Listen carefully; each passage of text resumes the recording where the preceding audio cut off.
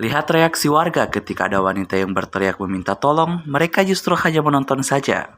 Video seorang pegawai minimarket teriak minta tolong saat berusaha menghentikan aksi pencurian viral di media sosial.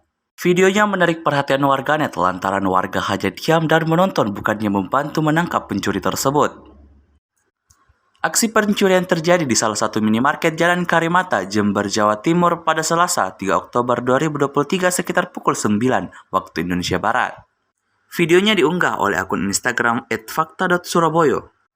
Dalam video terlihat pelaku pencurian berjaket itu sudah siap kabur dengan sepeda motornya. Sementara pegawai minimarket berusaha menarik jaket pelaku sambil berteriak meminta tolong. Di lokasi warga yang terlihat berlalu lalang pun hanya menonton. Perekam video terdengar berucap untuk menolong wanita tersebut, tapi nyatanya tidak ada yang bergerak membantu. Akhirnya, pelaku berhasil lolos dan kabur melarikan diri. Disebutkan dalam narasi unggahan, aksi pencurian minimarket tersebut sudah sering dilakukan pelaku dan merupakan bagian dari sebuah komplotan.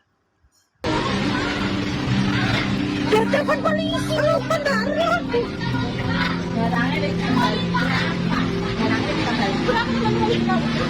Aduh, 911.